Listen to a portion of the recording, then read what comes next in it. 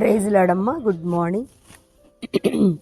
ప్రభునేసు క్రీస్తు నామంలో ఈ ఉదయకాలపు శుభవందనాలు మీ అందరికీ తెలియచెప్తున్నాను. బాగున్నారా?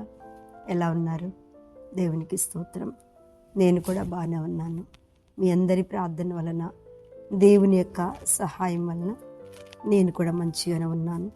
దేవునికి స్తోత్రం. మందిరం పనులు కూడా మరి త్వరగానే అవుతున్నాయి. ఇక ఈ చేయవలసిన పనులు చాలా ఉన్నాయి. మీరందరూ ప్రార్థన చేస్తున్నారని నేను నమ్ముచున్నాను.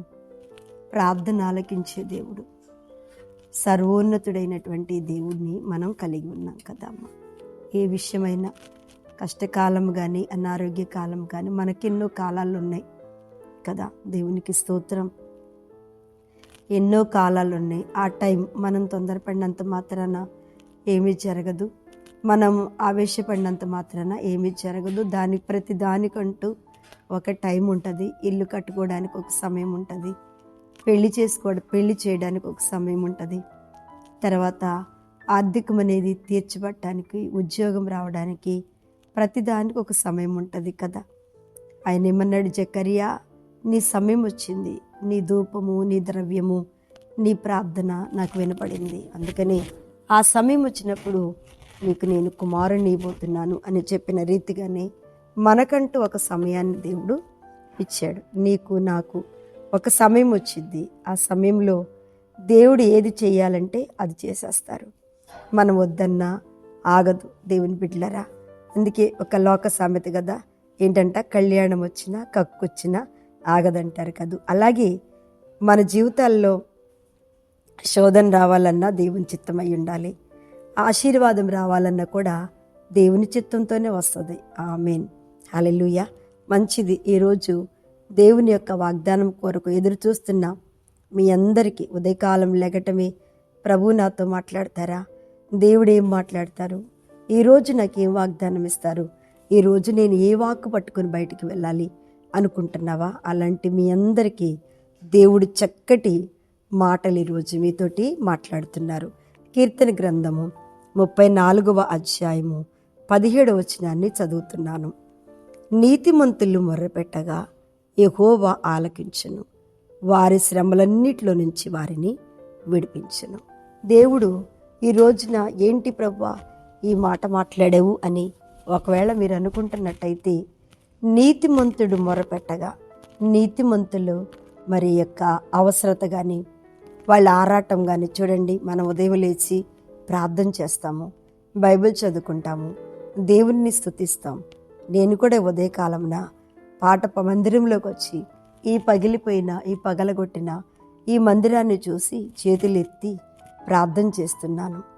ఆకాశమందున్న ఆసీనుడా, నీ తట్టు నా కనులు ఎత్తుచున్నాను.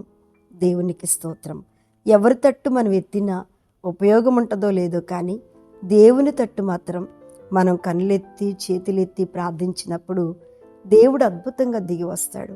నిన్నటి దినమున పాండ్రంగపురం మొన్న వెళ్ళినప్పుడు నిజంగా వాళ్ళు చేసే ప్రార్థన ఎంత అమూల్యమైందో నాతో చెప్పారు. ఒక అక్క చెప్పింది, ప్రభు నీ దాసురాలు నీ కుమార్తె ఎంత ఏడుస్తుంది మందిరమును.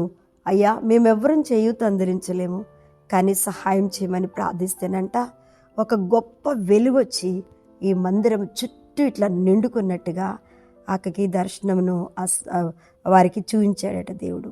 ఆమె నిన్న నేను ఆదివారం వెళ్ళినప్పుడు నాకు చెప్పింది, అక్క నువ్వు కంగారు పడకు, ఇలాంటి దర్శనములు దేవుడు మాకు ఇచ్చాడు. దేవునికి మహిమ. డబ్బులున్నోరైతే ప్రార్థన తగ్గుద్దేమో, కానీ డబ్బులు లేని వారికి ఏం కలుగుద్ది తెలుసా? బహు ప్రార్థన. దేవుని స్తోత్రం. ఈరోజు నిన్నటి దినమున ఒక ఫంక్షన్కి వెళ్ళాను నేను.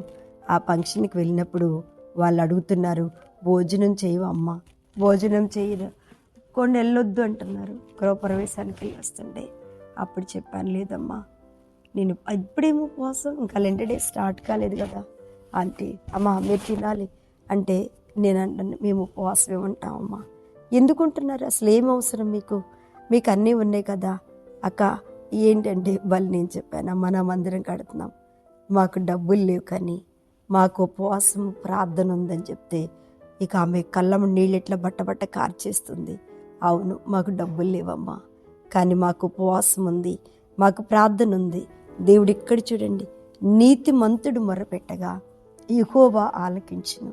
ఎంత అద్భుతమైన మాట. మనం మొరపెడితే దేవుడు కాదంటాడా? చెప్పండి. నీ ప్రార్థన దేవుడికి కాదని వెళ్తాడా? అసలు నీ స్తుతిని కాదని వెళ్తాడా? ఫస్ట్ చెప్పు. నువ్వు ప్రార్థన చేసే అంశాన్ని దాటి వెళ్తాడా ఆయన? అస్సలు వెళ్ళడు. వారి శ్రమలన్నిటిలో నుంచి వారిని విడిపిస్తాడు. ఏ శ్రమన్నా కానీ అది మనిషికి ఓ రకమైన శ్రమ ఉంటుంది.